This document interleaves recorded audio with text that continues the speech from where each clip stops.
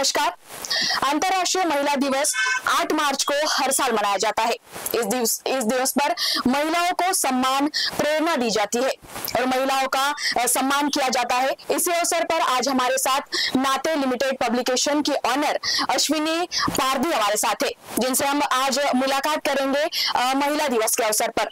Ma'am, आपका महिला दिवस के अवसर पर बहुत बहुत स्वागत है और लोकतंत्र मिरर में भी आपका बहुत बहुत स्वागत है। वैसे तो महिला दिवस ऐसा होता है कि हर दिन मनाया जाता है, महिलाओं को कोई दिन नहीं होता, लेकिन फिर भी हम आज आपसे पूछेंगे कि आपने जो बुक लिमिटेड प्राइवेट कंपनी आपकी जो है बुक डेपो आपने जो ओपन करके रखा है, हमें बताइए आपने शुरुआत कहाँ से की थी और कैसा आपका सफर था? नमस्कार। 20 वर्ष झाले आहे किमान हे शॉप सुरू करायला आणि याची नीव जी राखलेली आहे, याचे प्रमुख ओनर जे आहेत माननीय श्री संजय नाथे सर आहेत, ज्यांनी जे प्रॉपर अमरावतीचे आहेत। अमरावतीवरनं त्यांचा एक हे होता की बा स्पर्धा परीक्षा म्हटलं म्हणजे मुलं नुसतं पुणे आणि मुंबईचं वर्किंग पाहतात, मग नागपूरमधनच का, आपल्या विदर्भामधनं का नाही, तर ती जी नीव रोवलेली आहे माननीय संजय नाथे सरांनी रोवलेली आहे। मी या सगळ्या गोष्टीला सांभाळण्याचं आणि इथलं मॅनेजमेंट आपण पाहतो आहे आणि त्या सगळ्या गोष्टीला जे सांगितलं गेलं आहे मला की बा पुस्तक वाचल्याने काय होतं, वाचाल तर वाचाल ही आपण जशी म्हण ऐकली आहे त्या पद्धतीने आपण आज या डिस्प्ले सोबत आमचे 2 डिस्प्ले आहेत, बॉडी आणि मेडिकल आहेत, आणि ज्या माध्यमातून मुलं जिथे निराश झालेले आहेत तिथे अवेअरनेस करण्याचं काम ही पुस्तकं करतात आहे। तिथे स्पर्धा परीक्षेला जास्त महत्व दिलं गेलेलं आहे। स्पर्धा परीक्षेच्या माध्यमातून या सगळ्या गोष्टी इथे मांडण्यात आलेल्या आहेत। महिलाओं का जीवन वैसे तो बहुत ही कठिन होता है, उन्हें हर एक स्थिति से निकलना पड़ता है, हर परिस्थिति को झेलना पड़ता है। वैसे ही आपने जब ये कारोबार शुरू किया, आपको ऐसी कौन सी कठिनाई आई जहां आपको लगा कि नहीं मैं हारने वाली हूँ, फिर भी आपने खुद को उठाकर ये सब संभालने के लिए मजबूर किया?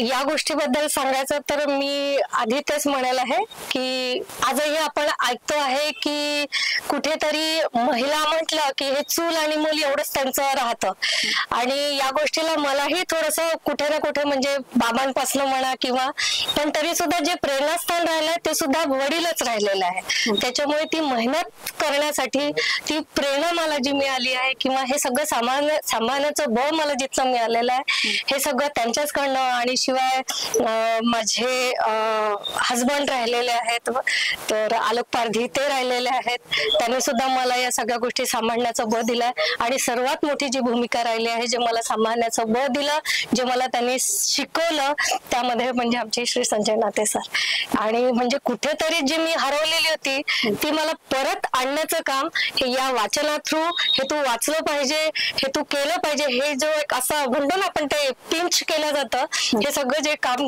मला सांगितलं आहे, शिकवलं गेलं आहे हे संजय नाथे सरांनी। त्यामुळे मी त्यांची खूप खूप आभारी आहे की आज मला त्यांनी या पदावर ठेवलेलं आहे। आज त्यांची मी खूप कृतज्ञता मानते की त्यांनी मला या पदावर कार्यरत करायला सांगितलेलं आहे।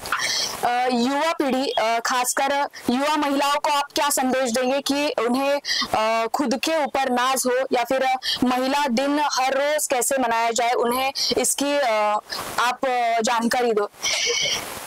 मी सर्वांना एकच विनंती करेल आहे आणि सगळ्यांना एकच सांगेल आहे, विशेषतः महिलांना महिला दिनाच्या ज्या निमित्ताने आज आपण इथे भेटलेलो आहोत त्यांना मी एकच मेसेज दिला, एकच संदेश दिला आहे की स्वतःला ओळखा, स्वतःमध्ये काय गट्स आहेत, आपण काय करू शकतो आहे त्याला पूर्ण करण्याचा प्रयत्न करा।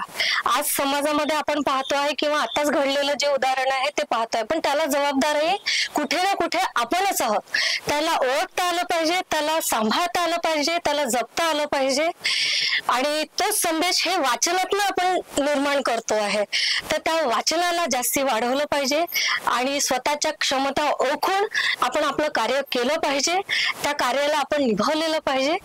बस हा संदेश मी महिला दिनानिमित्त सर्व स्त्रियांना दिलाय, सर्व महिलांना दिलाय, आणि महिला दिनाच्या मी सगळ्यांना खूप खूप शुभेच्छा देते। धन्यवाद मॅम। महिलांना घर आणि बिझनेस ऍडजस्टमेंट किती त्रास होतो? आणि तुम्ही हे करत असताना तुम्हाला फॅमिलीचा काय सपोर्ट आहे हा प्रश्न. स्टार्ट. आज की महिला न केवल घर तक रही बल्कि ऑफिस और सभी कार्य करने में सक्षम है. आप क्या कहेंगे कि एक महिला घर के साथ साथ उसका ऑफिस भी संभालती है, सभी चीजों में माहिर हो चुके हैं, क्या आप कहेंगे? एका महिलेला आजच्या युगामध्ये घर आणि व्यवसाय हे दोन्ही सांभाळत असताना खरं तर ती तिच्यासाठी तारेवरची कसरतच असते. पण शेवटी दोन्हीकडनं जर सपोर्ट चांगला मिळाला, विशेषतः नवऱ्याकडनं जर सपोर्ट चांगला मिळाला, समजून घेण्याची वृत्ती जर समजा चांगली असली तर निश्चितच ती स्त्री किंवा ती महिला पुढे जाते. अशा याच्यामध्ये व्यवसायामध्ये पण असंच आहे की ही कशी का स्त्री पुढे जाऊन राहिली आहे. अशा वेळेला पुरुषांकडनं सुद्धा त्या येतं. पण त्याच वेळेला आणि मलाही हा त्रास झालेला आहे किंवा असं नाही म्हणता येईल की नाही बा की मला हे मॅनेज करायचंय, डोकं सारखं त्यातच की आज घरी गेल्यावर ही भाजी करायची आहे, इथे आल्यावर मला यांच्याशी बोलायचं आहे. तर हे करत असताना मला फार पण मी याला सांभाळू शकली ते त्याच गोष्टीमुळे, कारण की मला दोघांनीही समजून घेतलं. त्याच्यामुळे हे समजून तिथे आलेत, काही वाद झाले, काही विवाद झाले, पण शेवटी शब्दांनी आणि वाचनांनी स्वतःला आपण कसं रिलॅक्स करतो आहे, आपण स्वतःला कसं समजून घेतो आहे आणि त्याच्यावर मात कशी करतो आहे, ते जर आपण पुढे केलं तर निश्चितच ह्या गोष्टीतनं आपण बाहेर पडू शकतो. तेव्हा हे जे क्लॅशेस आहेत ते येणार नाही. धन्यवाद मैम.